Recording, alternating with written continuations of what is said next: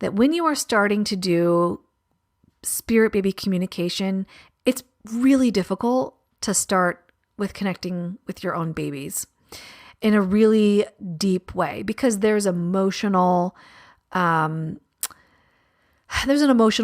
intense emotion to your babies.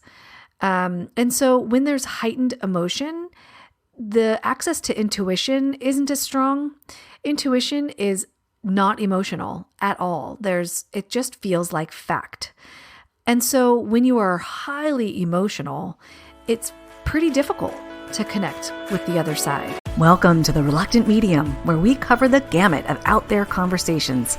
With an open mind and a curious heart, we want to talk about it all, from psychic phenomena and energy medicine to beings from other star systems and out-of-body experiences. You'll find a great balance between grounded science-backed topics and others that science hasn't quite caught up to yet. I'm your host, Dr. Maria Rothenberger, a psychotherapist by trade and a reluctant spirit baby communicator. And hey, even though I'm a medium, I'm not buying everything folks are selling. I just have a voracious appetite to know more about what I call the world of the weird. Join us on your favorite podcast platform or watch on YouTube at The Reluctant Medium. I'll see you there. Welcome to the Reluctant Medium podcast. It's been a bit since I've done a solo cast for you, but here I am. And for the next several weeks, it'll just be you and I. Because we are going to be talking about spirit baby stuff, which is my specialty. I have gotten to interview some beautiful souls recently, and they just keep coming with topics that I have no expertise in, and I just can't wait to dig more and more and more into these esoteric topics like galactic things and star seeds and spirit baby star seeds and the future of wellness and all. It's crazy. Energy medicine, like it's amazing the stuff that's out there to learn. And so I've been lucky enough to interview a lot of folks already. More are on the horizon. But I thought for now, I'm going to take a quick break from that over the next few weeks and teach you about some tools for communicating with the spirit baby realm. This is such a topic near and dear to my heart because I find that it is my pleasure and my duty to teach people to do what I do, because I feel like we are all psychic to a degree. We're just educated out of it, and you might not be like the equivalent of Mozart, like a prodigy psychic medium, like I'm not. But, we all have varying degrees of psychic awareness and may as well learn some tools to begin doing this. Now, whether you would like to communicate with your own spirit babies or the babies of others, the tools are the same that I'm going to be talking about. So quickly though, let's check in with what's happening with the Reluctant Medium. I've not done that in so long. Oh my gosh, checking in with you. If you haven't already, I still have the Miracles Happen community. That's from my previous podcast, the Miracles Happen Fertility podcast. We talk heavily about spiritual stuff, a lot of spirit baby realm stuff. So head on over to miracleshappencommunity.com or download the Mighty Networks app and search for the Miracles Happen community and join. It's free. Yep. Free. Go join.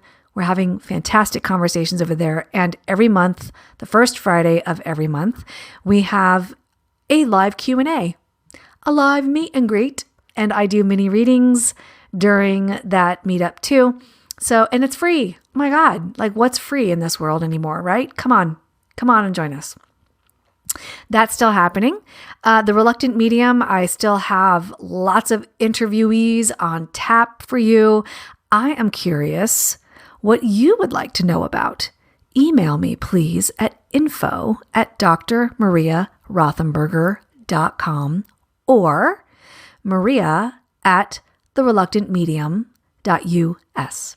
I would love to hear from you. I would love your suggestions, topics you're curious about, praise, feedback, thumbs down, thumbs up, whatever you want to tell me. I'm open to hearing it. I love it all. Thank you in advance. All right, so today we're going to start a series on spirit baby communication. And I want to address first the fears that people have usually around first learning these skills. And I understand it, right? I understand you're opening yourself up to a completely different world, which can be disconcerting at times, right? So let's talk about that. The very biggest concern that I get from people is, what if I open up to the other side and I'm met with some crazy evil thing? What do I do? Okay, there are two things I want to say about this. And the very first thing is, before doing any kind of work with spiritual stuff, you always want to protect yourself. So you're going to create a ceremony of sorts, a meditation, a practice of some kind to protect yourself. I personally use crystals, and I communicate with my guides and angels. And I visualize a dome of light protecting me and my space, my loved ones, my animals, because they work with me too. And that is usually the trick for me. I will be talking about crystals and things like this in the future in this series. So we'll be talking more about that.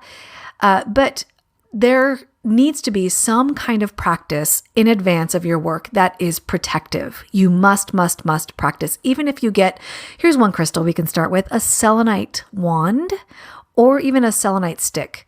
That purifies the energy around you. Just move it through your aura, and that will at least cleanse your aura and get your energy clear. But I like to protect my space as well. So I would recommend saging, using burning sage or rosemary or some other kind of cleansing herb and burning that, or you're going to light it on fire and then blow it out so that it smokes, and smoke out the room, open the windows, and let any stagnant energy out of your space. That helps cleanse the energy in the room too. So you always want to start with that, right? You're always protecting yourself first. The second thing is that when or if you are met with a nefarious spirit, a soul that is not so good, you will be able to do the same thing. Call in your spirit guides, your angels, use some crystals, and that energy has no choice but to leave. They have no choice but to depart. Now, you could also be connecting with somebody who has connecting with a person who's alive, and they have some negative energy around them. You might be connecting with that. And so you help them cleanse as well, with their permission always. I actually was in a spiritual group once where a psychic picked up on a negative energy from somebody, and the woman actually liked this energy. She had a great time with that energy. And so she would not give permission for this energy to be expunged from the premises, right? So you always want to ask permission of the other person, okay? When you do work like that. But with permission, you can also call in your angels, your guides, their angels, and their guides to help this energy move along. Now, I don't like I don't like to match energy for energy. I like to soften, because love beats fear every single time. So you don't want to say, kick them out or make them leave, or you're not doing that. You're just creating a space where they just can't exist well. So it's like forcing a human to be in water without breathing apparatus. It's just not you can't do it. You need air. You need to breathe. And so when you have an energy that a nefarious spirit cannot exist in, they have no choice. They must go. And so you're letting them know, I'm going to be doing this and you need to go. And they will. They have no choice. So I'll explain. This happened to me one time. It has not happened again because I have not made the same mistake. You're welcome. I'm telling you about my mistakes so that you can learn. Every single time I make a mistake, I'll tell you about it. So I was prepping for a spirit baby session, and usually, I don't know, a day or so in advance, I will start connecting with somebody's spirit baby that I'll be meeting. And this didn't happen this time, but I was prepping about 5 minutes before the session was to start. I had run out of time and I could not do my normal protecting ritual. And instead, I just reached out and I was looking to connect with the spirit baby realm. And I'm used to connecting with the spirit baby realm. It's all love, all of it. So in pops this entity, and he looks like a baby. Totally looks like a baby. And I start asking him questions. Oh, are you this upcoming client's baby? Blah, blah, blah, blah. And the way that he's responding, because I'm clairvoyant, I could see the expression in his eyes and on his face. And he was almost answering with like a sneer, like, I'm pulling the wool over this one's eyes. Ha ha ha. It felt like that. And I went, wait a minute, you're not a baby. And he says, oh, yes, I am. And I'm like, oh, no, you're not. And I set about right away protecting my energy, my space. I saged my whole room. I saged my animals. I broke out the crystals, and I invited that soul to leave. Just before the session was to start, this all happened in a matter of minutes. Just before that session was to start, I received an email from that client that something terrible had happened and she had to cancel last minute. Now, I don't know what the thing was, but clearly there was some negative energy around her. And that energy had come into my space. And that has never happened again because now I always make time to protect. That is a lesson learned on my part. And I hope that you take that lesson to heart as well. Always, always, always protect yourself and your space. Now, what happens if, for whatever reason, a soul does pop in who's a nefarious soul? You didn't invite them, you protected your space, you did all the things, and yet they still managed to break through. Not likely, but okay. Rare things happen, right? You're going to do exactly what I did. You're going to reset the protection in your space. And sorry, my dog is sneezing right now. You can probably hear him. It's Dexter. You can sage your space or use some kind of cleansing herb. Rosemary is really good. And use crystals to cleanse your space, meditate, call in your angels and spirit. You can break out all the things that we'll be talking about. And that soul has no choice but to leave because it's like a human trying to breathe underwater without any breathing apparatus. It's not possible. They have to go. So no matter what, protect, protect, protect. So that is the biggest concern that people have around connecting with the other side. I'm happy to hear your other concerns and answer them on future podcast episodes too. Please email me, maria@thereluctantmedium.us, and I will answer them for you in a future podcast episode, hopefully in this series for you. All right, so let's talk about why. Why would you want to connect with the spirit baby realm? Why? Well, the obvious answer is to connect with your own babies.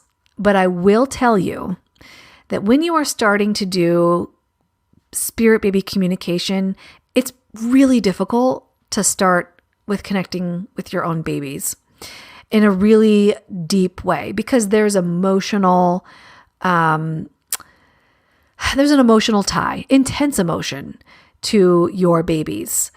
And so when there's heightened emotion, the access to intuition isn't as strong. Intuition is not emotional at all. It just feels like fact. And so when you are highly emotional, it's pretty difficult to connect with the other side. I actually encourage folks to consider reading for somebody else first and just playing around and seeing what it's like, what it feels like, what the responses are. Did you get it right? Did you get it wrong? Did you get a half right? Like really making this a playful exercise. And it's really hard to be playful when you're trying to connect with your own spirit babies. But why? Well, to connect with the other side in general offers some kind of hope for there being life beyond this plane. But to connect with spirit babies specifically, we're talking about hope that these babies are going to come earthside, which is difficult for especially folks who are having a hard time conceiving. But, even for folks who are not sure they want to be a parent someday, this is a great way to get confirmation or to get information from the other side as to who's there and what do I need to prepare for, and should I be preparing, or is it okay if I choose not to have kids? What about the person who had an abortion and feels concerned or worried about that soul and what happened, and are they okay? And some folks they know that was the right decision for them, and other folks don't, or they worry that it wasn't the right decision. And so there are questions to be had, and there's a lot of comfort when you're able to connect with the other side in this way. So it really is just like going to a therapy session. You're connecting with another being to help process some of the things that you would like to process. It's wonderful. There are a lot of other benefits, but I think that we'll keep it at that for now, and probably cover a lot more benefits in future podcast episodes around spirit baby communication. I'd love to know from you why you want to connect with the other side. Why do you want to connect with the spirit baby realm? Again, Maria at thereluctantmedium.us. Send me an email. I might read it on a next podcast episode. All right, let's talk about your very first tool. And this is going to be really useful when you start trying to communicate with your own spirit babies. We're trying to help settle the nervous system, reduce the emotional reaction that you have to the potential of communicating with your spirit babies. And meditation is the number one tool, absolutely hands down, that you must start doing today. I don't care if it's 30 seconds of mindfulness. You must do it. Please. Start building a habit. Start building a practice around it. It is the very first thing that I talk about in Spirit Baby Foundations training. For folks who have worked with me, trained with me in that course, they know exactly what I'm talking about. Spirit Baby communication. It's not possible. I'm going to go so far as to say it's not possible without meditation. At least true clarity is not possible without meditation. Okay, so let's talk at length about your first tool, meditation, and then we'll talk about how to do it. So meditation is, and I should say, I started my practice with mindfulness-based stress reduction. I wrote about it in my book, Transcending Infertility. I hated it. I'm just going to keep it real. I like to say that I went into meditating kicking and screaming. I didn't want to do it, but I was in such a depressed and pained state. It was, to me, the last thing that I could try, the last ditch effort. I just have to do this in order to feel better. I think it was actually more bitter than that. I went into meditation to prove it wrong. Nothing works for me.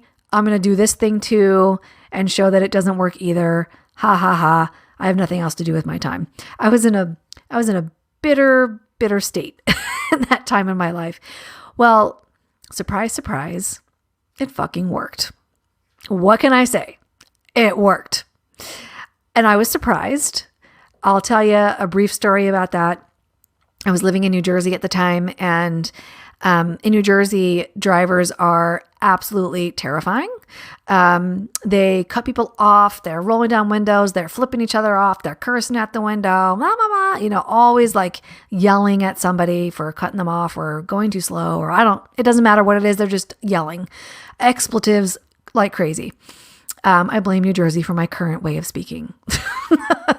So that's how I drove. I was just part of the Jersey crowd. Well, after 90 days of meditating, that was my commitment. I committed to meditating for 90 days. Most days of the week, I was aiming for 30 minutes by the end of that 90 days, and I hit that. And so at the end of 90 days, I was driving and somebody cut me off. And my very first thought, I'm telling you, my very first reflexive thought was, ooh, I hope he's okay. And right after that, I went, oh shit, who am I anyway? I can't believe I just said that. It's crazy. I'm like, I guess this meditating thing is freaking working. Oh my God.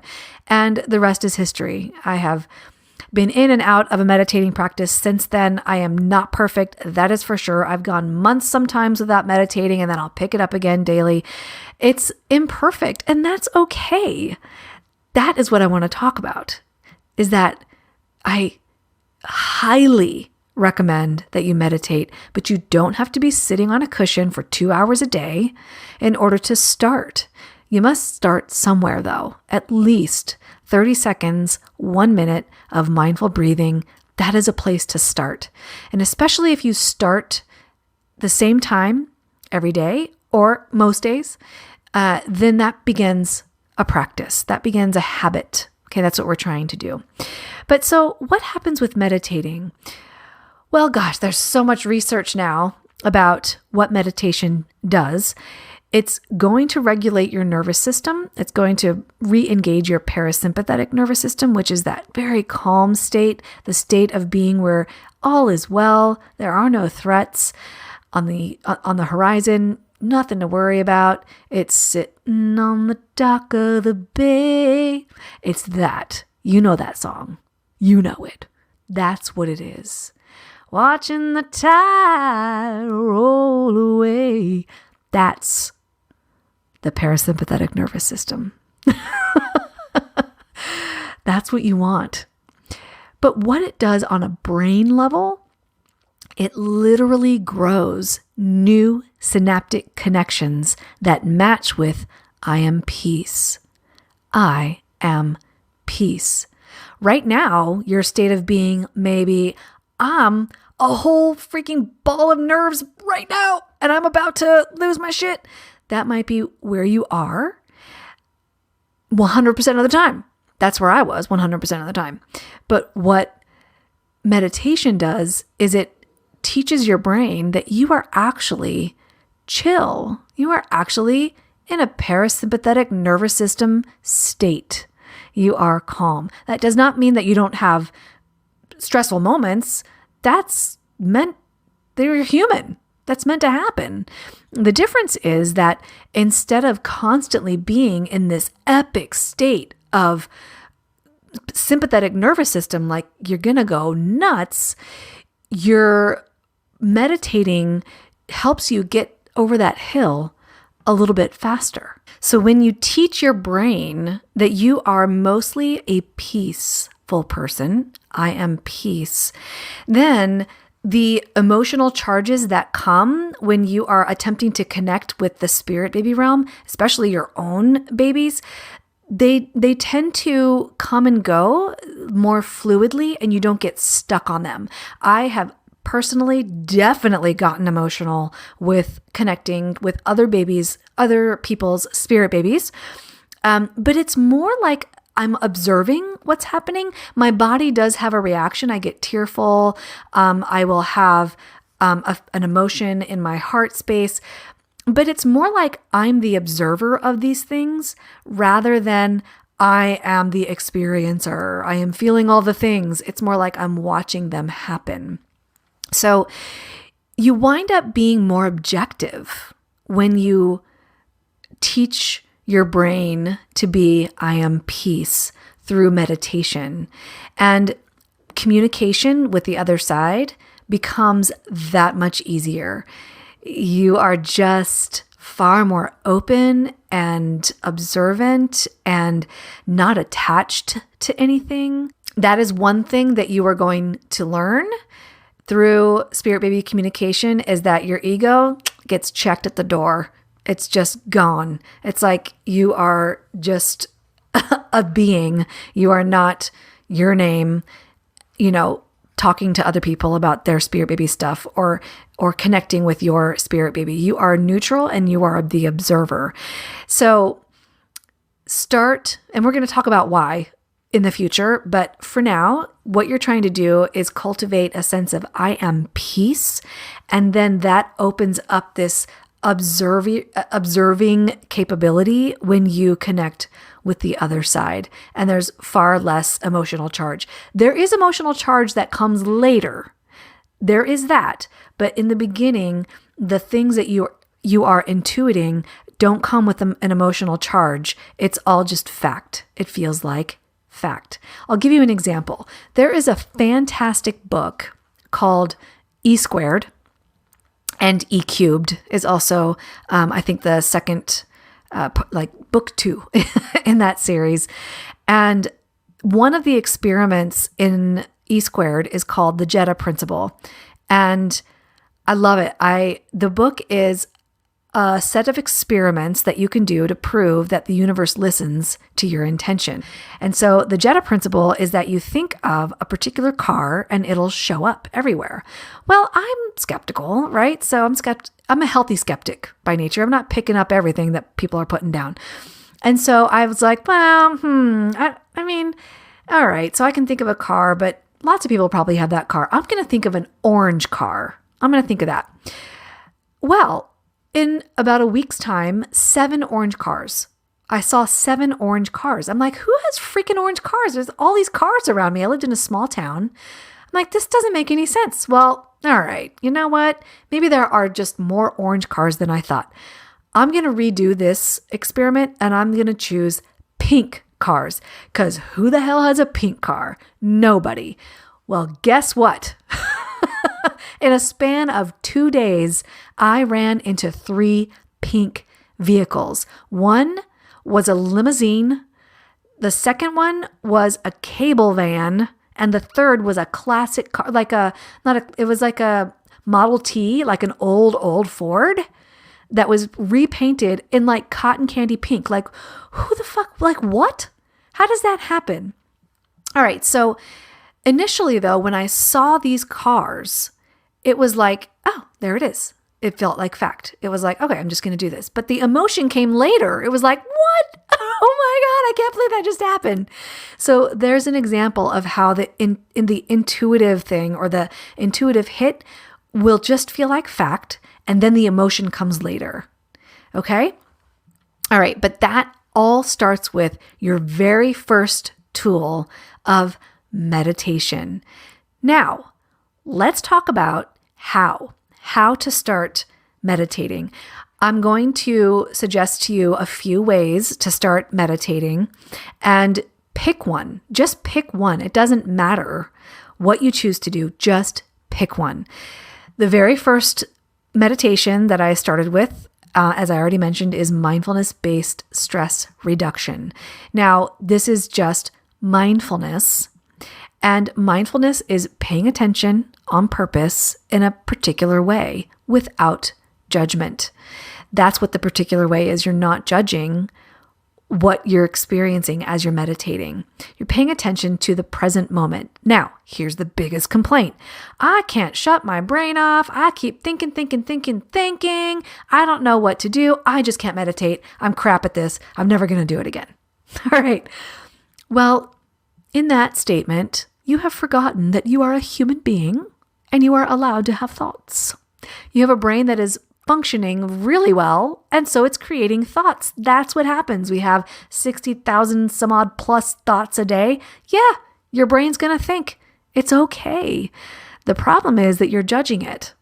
I did the 8-week training for mindfulness-based stress reduction, and you have to take notes about your meditation practice. And I remember in one note I wrote, I'm thinking, and then I'm judging the thinking, and then I'm judging the judging of the thinking, and then I'm judging the judging of the judging of the thinking. Oh shit.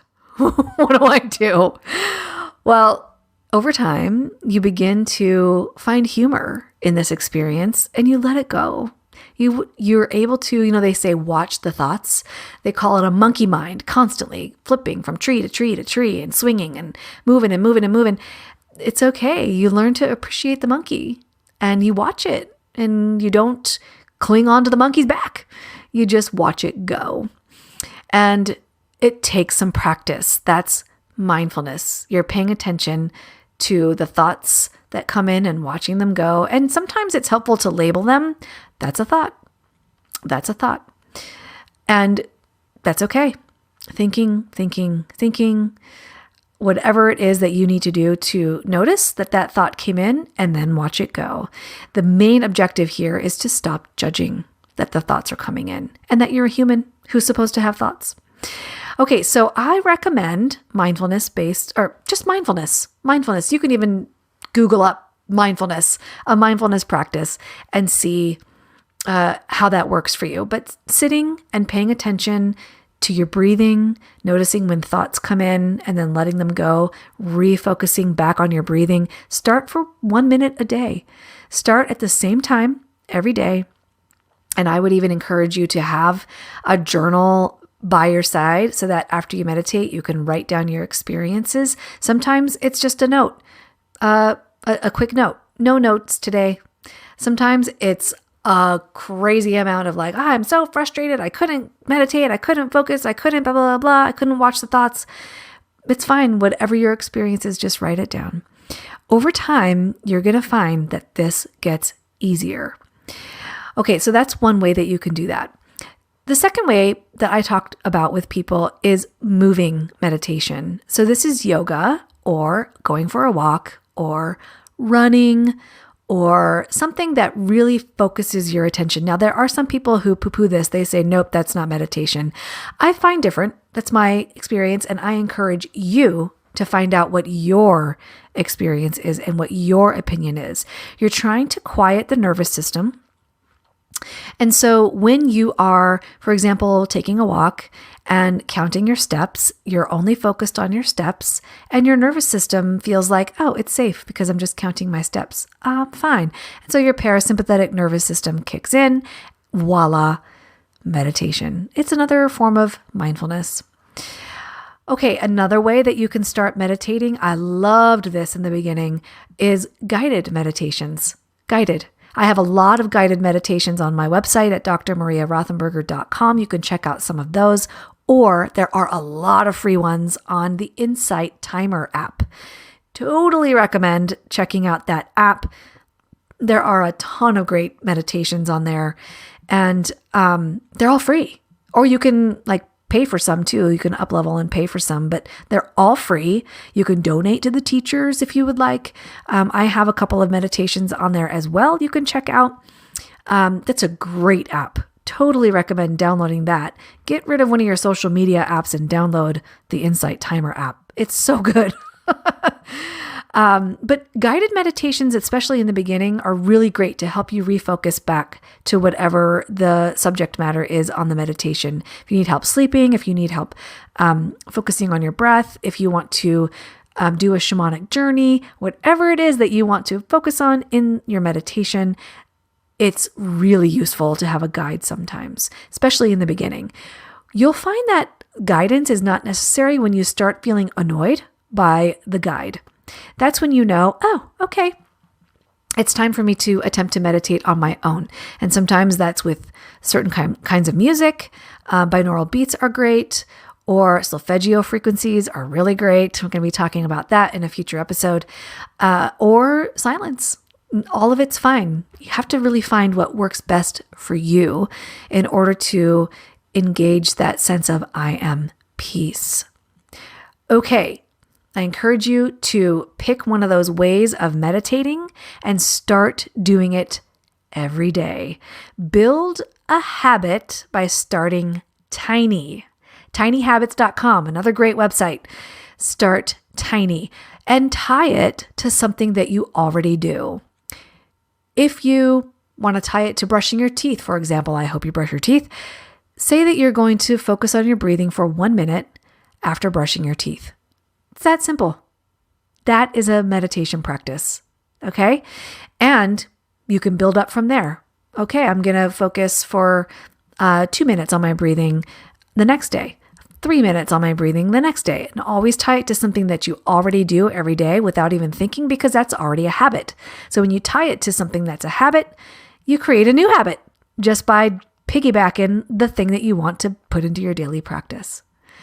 Okay, that is the number one tool that you're going to start doing before Spirit Baby communication. Start today, okay? Or at least start planning today for when you're going to start meditating. Okay, in future podcast episodes, we're going to be talking about various things. We're going to be talking about the clairs, clairvoyance, clairaudience, clairsentience, all these lovely clairs, meaning clear in French, for connecting with the other side. We're going to be talking about crystals. We're going to be talking about tarot cards, oracle cards. We're going to be talking about connecting with angels and ancestors, things like this. Dream work, really, really helpful. The pendulum. A pendulum is so fun for a lot of people. And that's actually probably the next easiest tool, or the first easy tool, because meditation is not that easy.